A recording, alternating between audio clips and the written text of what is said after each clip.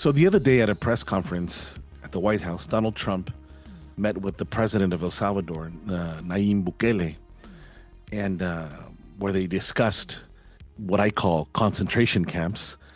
And somewhere in the conversation, apparently, something was leaked, or maybe it was on purpose. But Donald Trump said basically that he would like for Bukele to keep building more prisons because we needed more space for these homegrown criminals. He did that in his typical fashion, right? Like, kind of, we don't know if it's a joke, we don't know if it's serious. And as the days go by, we start finding out that it is something that they're seriously looking into, is how to send, American citizens to El Salvador. And I don't know about you, but this is extremely shocking. It's extremely shocking that the president of the United States would even consider sending American citizens to a foreign country to do life. Because from what I understand, the prison is pretty much, it's a maximum security center where you go and you never come out. This is from what I understand. And to speak about this issue and other concerns that we have our dear colleague Brenda Martinez that has also been keeping up with this story, and she seems to be very concerned as well. We all seem to be very concerned. It's not because we think that we should be soft on criminals; they are still human beings.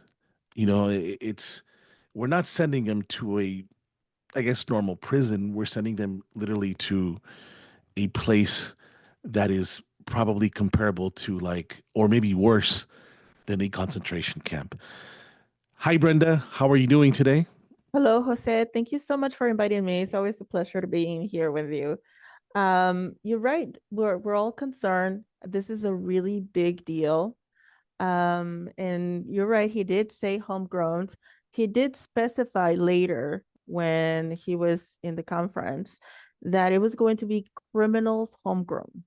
Okay, so if they had a Mm. criminal record, also remember that Steve Miller announced a mass denaturalization to prisoners, already people who are in jail and they are naturalized citizens. They want to take away their citizenship. All right, let's see if we understand this correctly. What's the difference, naturalized and a citizen? Is there a difference? I mean, I thought that once you became an American citizen, no matter which way, you're a citizen. It's no, it's a little bit different, including like the way they will refer to your citizenship is naturalized or born in the US. So that's why you heard a lot of those anchor babies, because they're not naturalized. You're born in the US, you are an American citizen, period. But But when you apply to citizenship, you become a naturalized American citizen. And you actually have a testing period. A lot of people don't know this, but when you apply for citizenship, you have at least a 5-year period. I'm not sure if it's 2 or 5. I am not an attorney, but you have a period like a testing period. If you get in trouble with the law, you can lose your citizenship in that period, even though you did your whole process, you were accepted, you received your certificate of naturalization, and you were declared a naturalized U.S. American citizen. You can still lose that if you get in trouble with the law, depending on what kind of crime. Now, let's back up a little, and let's remember that a lot of these people that are being deported, especially to this maximum security prison.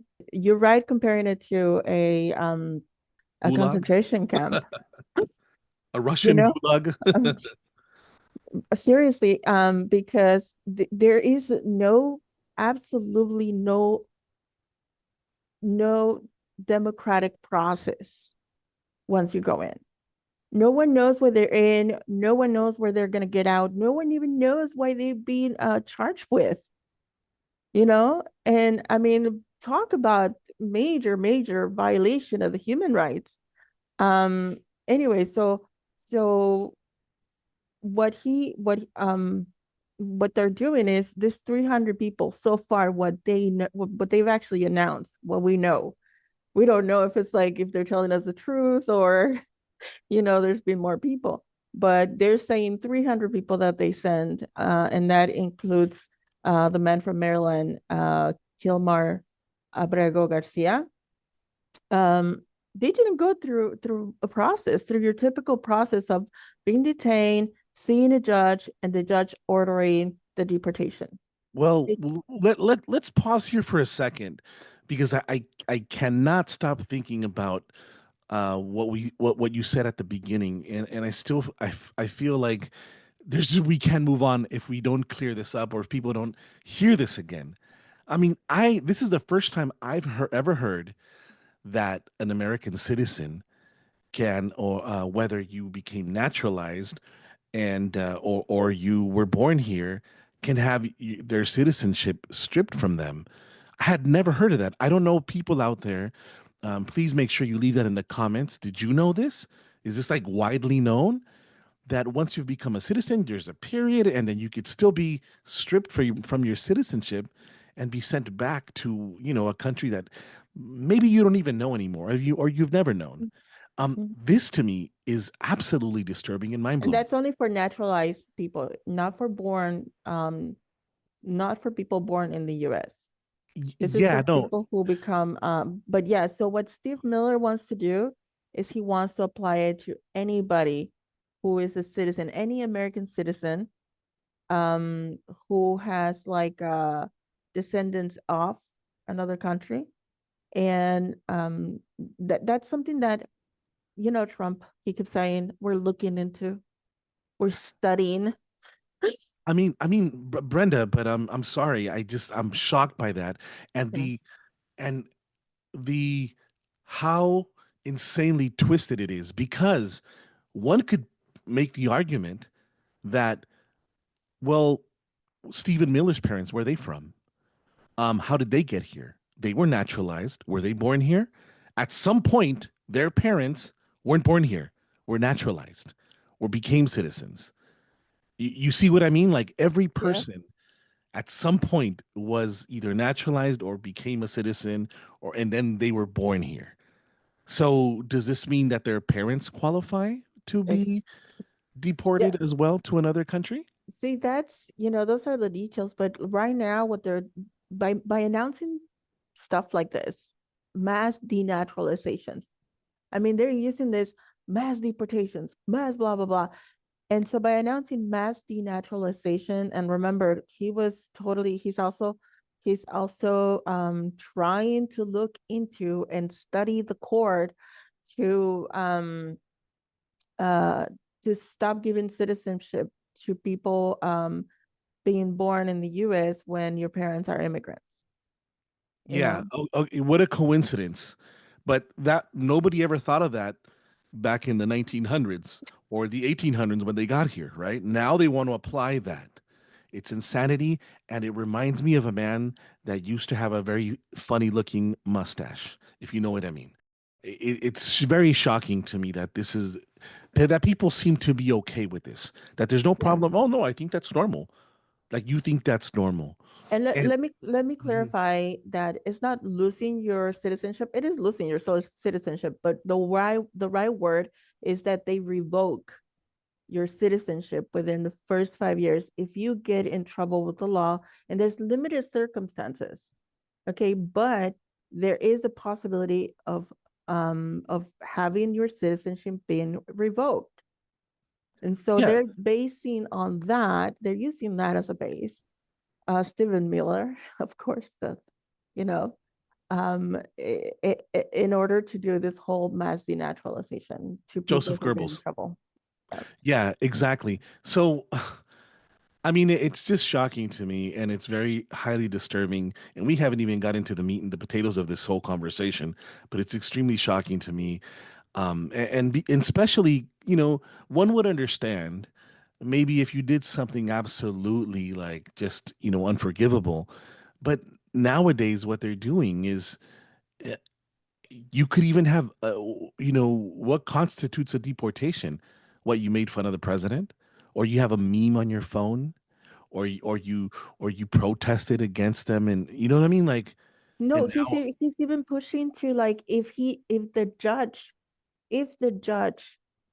that rules in your case is one of those judges that he doesn't like, or he doesn't think is like competent, quote unquote, they can contest your case. They can say, no, no, no, that judge is no good. So therefore, whatever he said does not, it doesn't go. So wow. imagine things like that, like it's, it's just so wild. And I was hearing someone saying, the crazy thing is that when you hear Trump talking about it, because he's not like, as a poker player, he'd probably be a really bad one Yeah, because clearly. he's constantly giving hints of what he's going to do. And so he is, anything that he talks about, anything that he announces, and anything they say, oh, they're studying or they're looking into, like this attorney general lady that he has right now, Pam Bundy. It's just crazy. It's crazy. She's and they're contesting Supreme Court, and they're removing judges. And even though in this case for anyways, it's it's they're gonna try to use every excuse in the book, you know. Yeah. Yeah, it's just very sad and extremely worrying what's happening.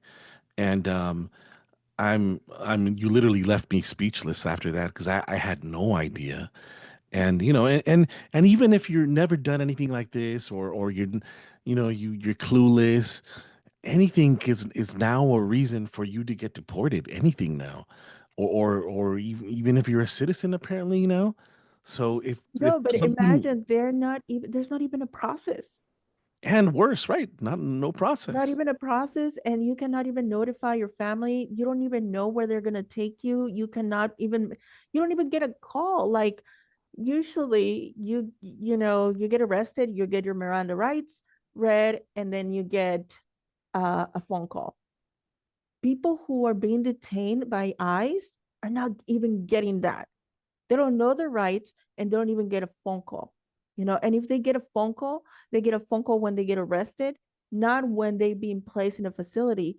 Like a lot of people, like this guy, Kilmar, he was arrested in Maryland. Immediately the next day, he was moved to a facility in I think it's Idaho or another state, and his family didn't even know where he was.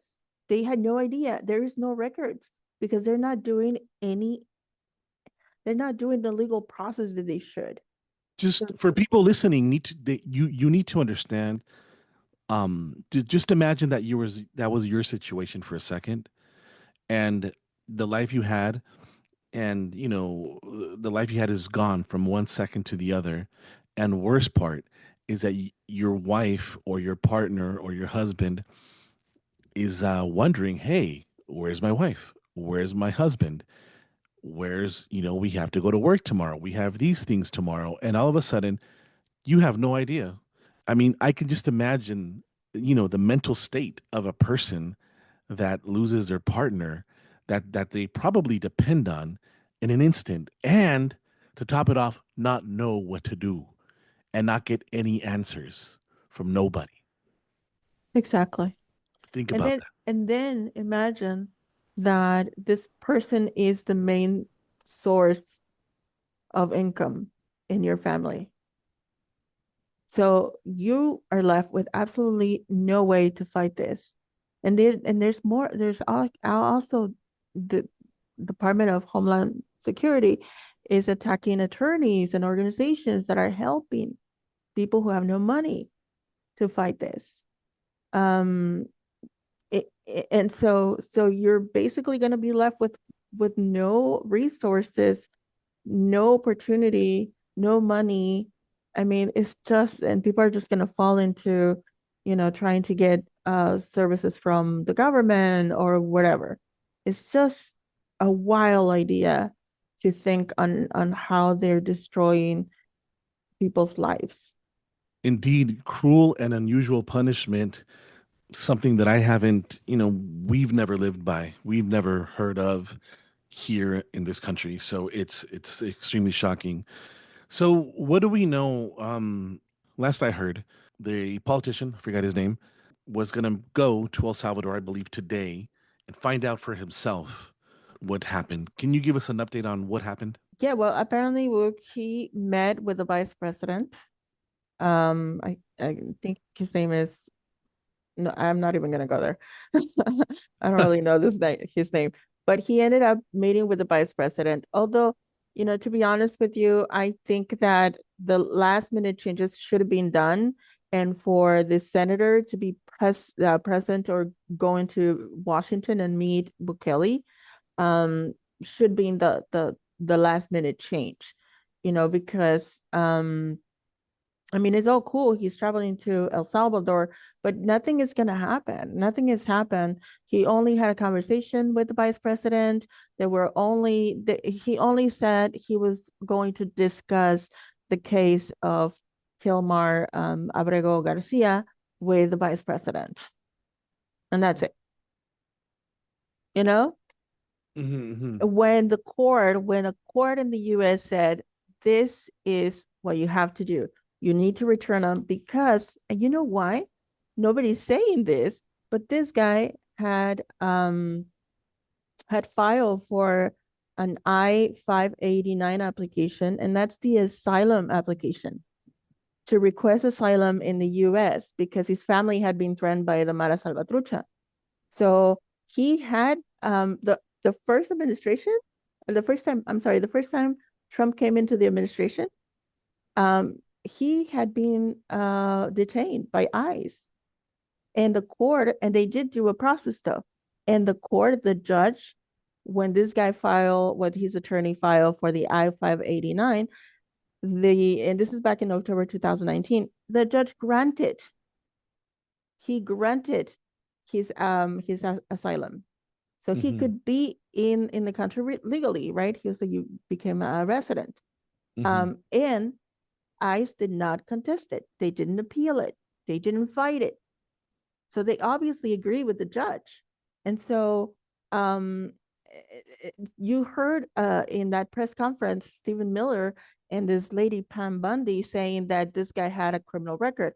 There is absolutely no trace of any criminal record. They say he was in New York. The guy never lived in New York. The guy lived only in Maryland all the time that he had been in this country.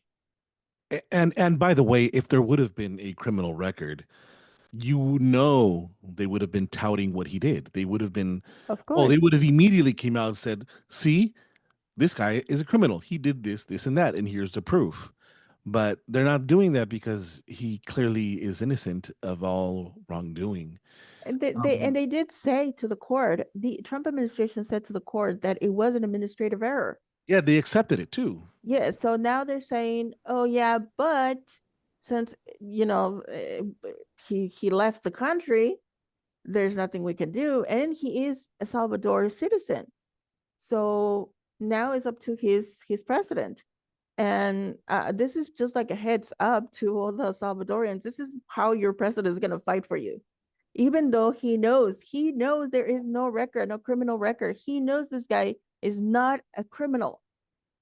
He He does. shouldn't be in prison, especially in a maximum security prison. So I also find it very I don't know, such a useless almost ridiculous response from the president of El Salvador when he says that about returning Kilmar. He said basically that he couldn't return him to the United States. I don't have the power to return him to the United States. And he's saying that next to the president. Like, y- clearly, you do have the power.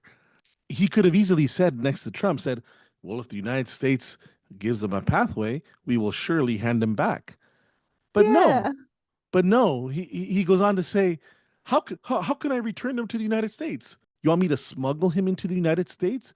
Of course not. I'm not going to do that. It's just crazy times we are living in, and this guy really fell off because But for a while there, I thought he was okay. He was doing great, but from what he was doing, right? I mean, for the country of El Salvador, but I mean, the more I start reading and looking into the way he did things and what he's doing and his past, like I don't know. well, It's yeah. that's for what we know because ever since he came in, he was very secretive to everything that he did. And so there was very little information being delivered, and of course people were tired. They were inundated with crime, and for them just removing some of the crime or getting rid of some of the crime, it was like it was a breather. So yeah, they focus on the good stuff, but from the very beginning he was very, very shady. It's like, well, what's going on? You're just arresting people because they look like gang members, and you're not giving them a process. From the very beginning, that was the biggest issue. He was not giving them a process. There was absolutely no process. There were um no um no court, no charges. In some cases, they never knew why they were arrested or what were the charges. And and then he started using them for labor, for cheap labor, and saving the country a lot of money. And he switched into Bitcoin. And so, he started making the country started making a little more money started coming in, and build this maximum security, always with that, I mean, the look, just think about it, Jose. Think about it. Mhm. Even if you turn off, like, let's say you turn off the sound on a lot of the videos that show him arresting, or his administration arresting all this cholos, all this maras, and all these tattooed guys. What are you gonna think? Yay, he's doing a great job. Yeah, But just because the people have a tattoo doesn't mean that they committed a crime. And that's what the exactly. UN kept saying to him. It is not that, because he kept saying, oh, they're complaining that we don't feed them, that we treat them like criminals in jail. And then that's because they're criminals. No, the UN was not complaining about that only. Yeah, of course they were mentioning that. Um, but they were saying, where is the legal process? Why are you arresting people just based on their looks and not charging them with anything, Wow. and not even like giving them a hearing, not even notifying the family, you know? And so he was doing it from the very beginning. But people were so focused on the things that they were showing, like, oh, look, clean streets, oh, look, blah blah blah. People were just like, yay, finally, you know but um at that point it was like, it doesn't matter, do it however you can, do whatever, you got all the power. People gave him the power, and he used it, and he I don't know if it's true. I never heard him say that, but somebody said that um he calls himself the world coolest dictator. I Uh, never heard that. yeah, that I was wondering that. I'm not sure if he called himself that or someone called him Or that. someone called him that, but Because I think it's absolutely ridiculous. He strikes me as someone that just really wants to be in the big leagues. He wants to be inserted into big conversation, and he desperate for that attention. But that and money, clearly money, at the expense of giving your land, another country take their criminals, and violating place them human in, yeah, rights. and violating human rights. But Just interesting enough, um, and this is an article everybody could do the research. Um, Google Global Residence Index, and you will see that even after everything that we've heard, according to this report, I'm not making this up. It's called once again, it's called Global Residence Index, and it shows you it's a global safety index, and San Salvador still ranks as one of the most violent countries, and this is 2025. So go take a look at that. It's a quick a Google search, and they do it on all the countries, and you could see all the different countries that are ranked, and you'll see that San Salvador still appears as a violent country.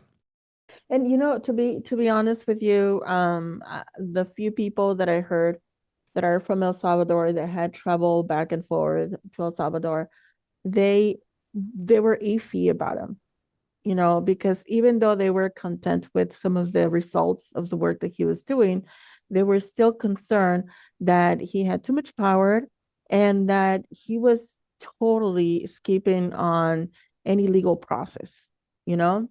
Well, And so, I mean, unfortunately, in order to have a democracy, unfortunately for him, you have to have a legal process. You have to have transparency. And yeah. his administration has not shown transparency. And so that is concerning, for sure. But he's also seeing it as an economic opportunity. I don't know. I really would like to know how much he's charging the US for every person he takes in. And again, this is maximum security. So they call them terrorist confinement centers. Okay, so you're not even being charged, not even in the US. So the US is not giving you a process. You don't even know what, you're just being deported because you were in this country illegally, period. There's nothing to do with terrorism. And so why are they being sent to the centers? And then once they arrive to El Salvador, they get no hearing. So again, this is like so shady that you don't know who is going to end up there. You don't know how long they're going to be there.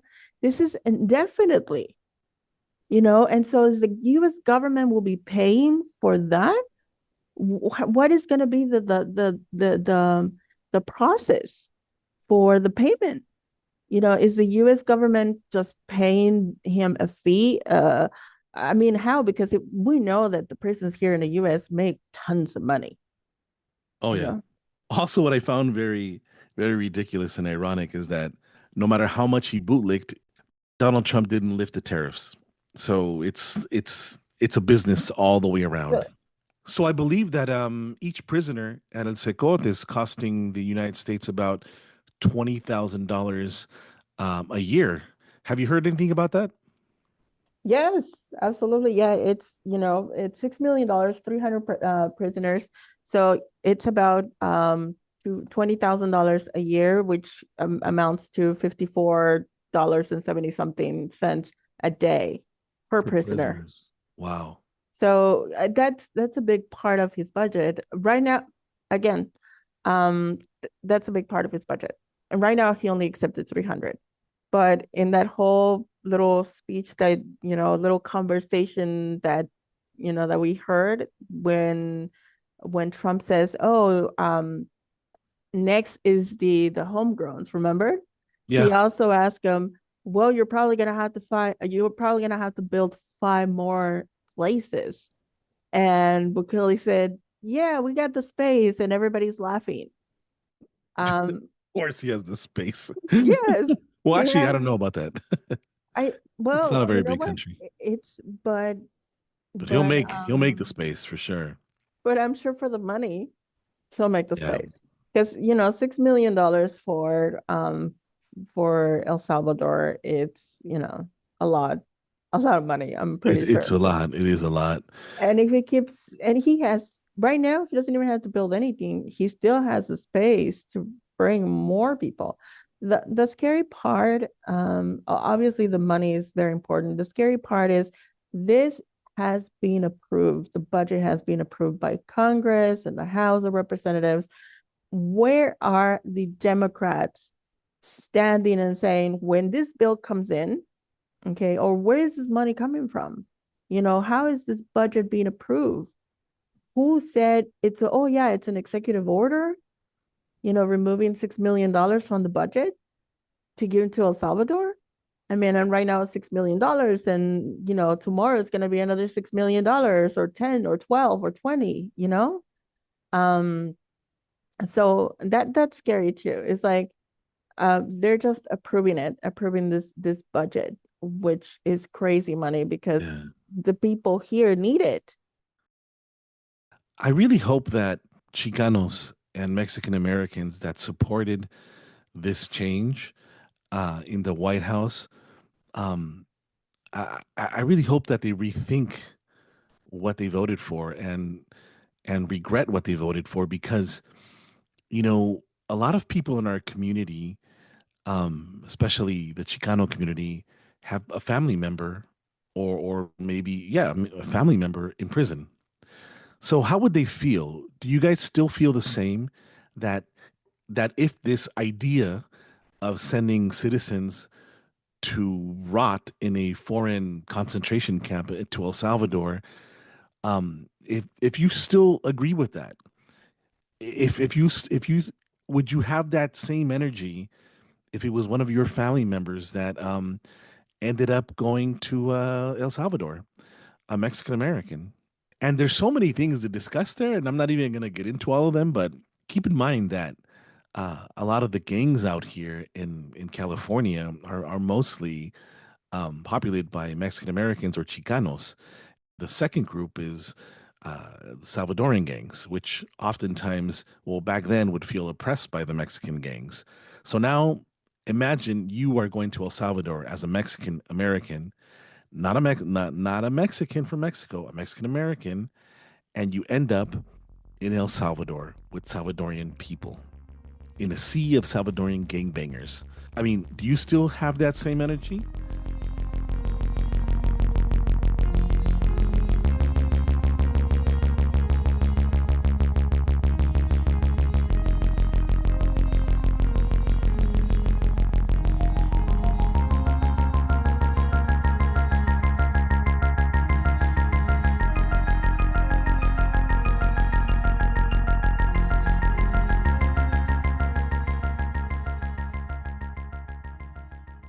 Do you still think this is a great idea? I'm very curious to please comment in the comment section. I want to know how you feel about that. Just imagine that your cousin, little Chuco or something, um, that ended up, for whatever reason, ended up in prison, and now he's selected to be sent to El Salvador, a Salvadorian prison concentration camp. Are you still okay with that? Are you still proud of your decision?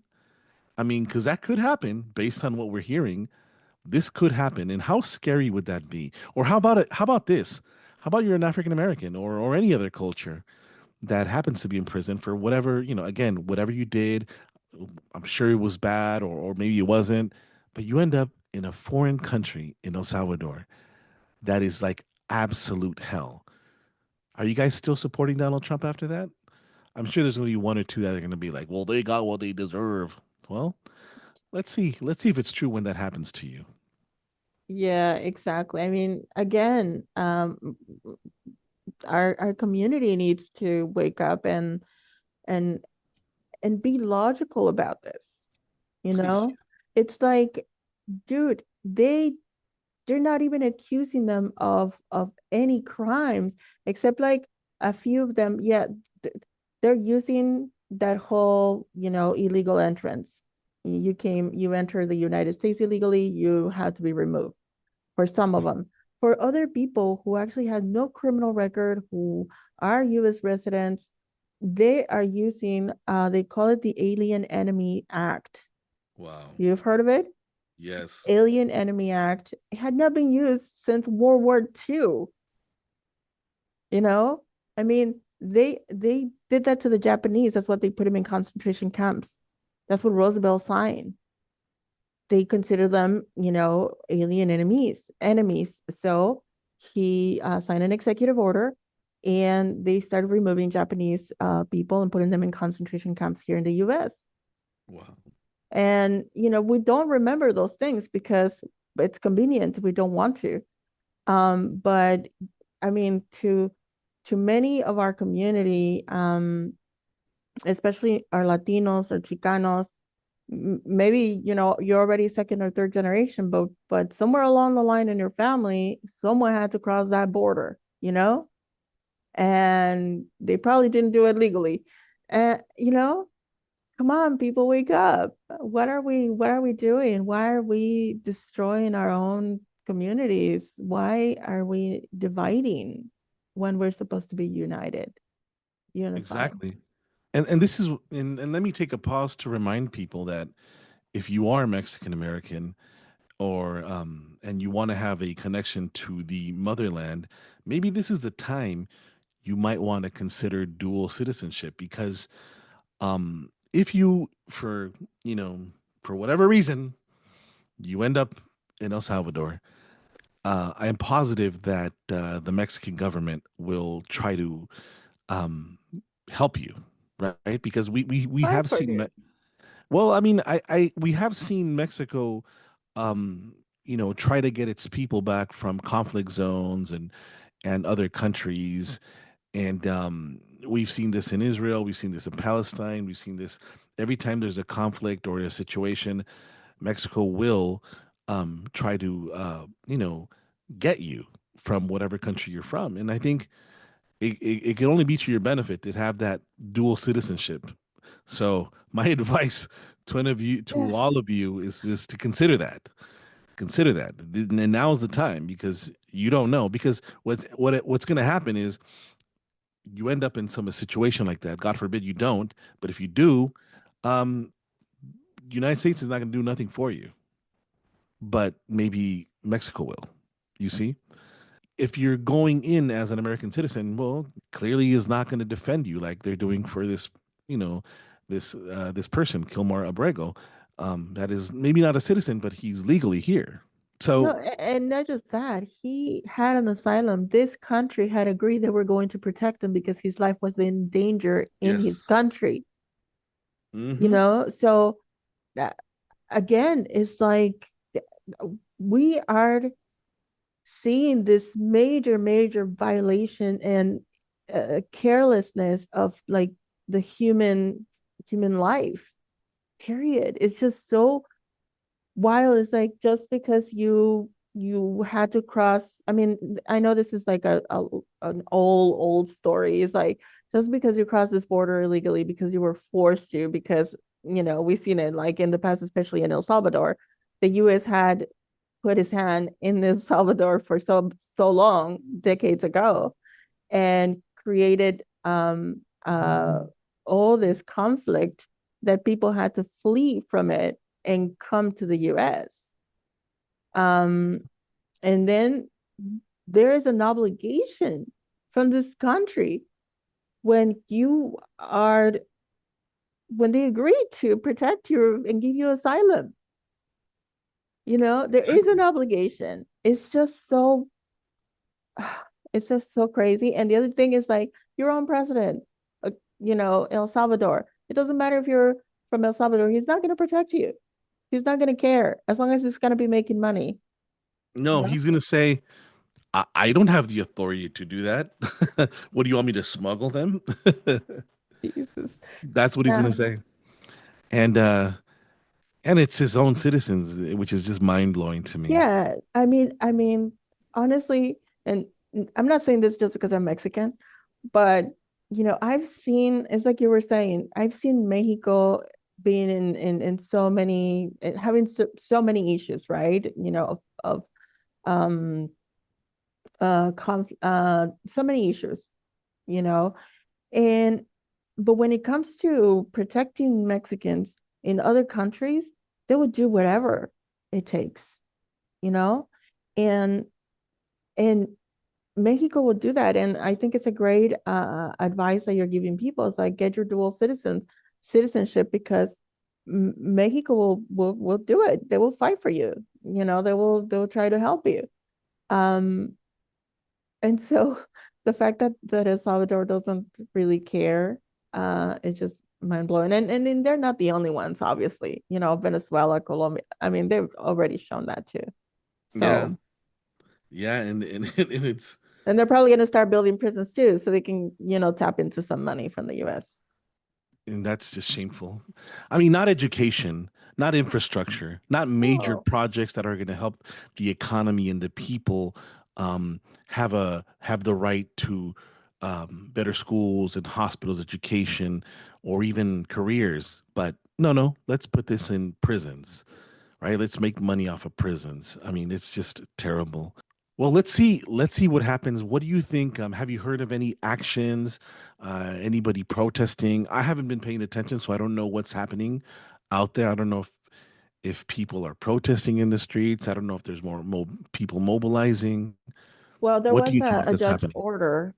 Okay, so there was a judge order saying he needs to be returned. This was in the Supreme Court, 9-0. Okay, it was unanimous. They voted, bring this guy back, bring this guy back. Trump's administration. They're fighting it.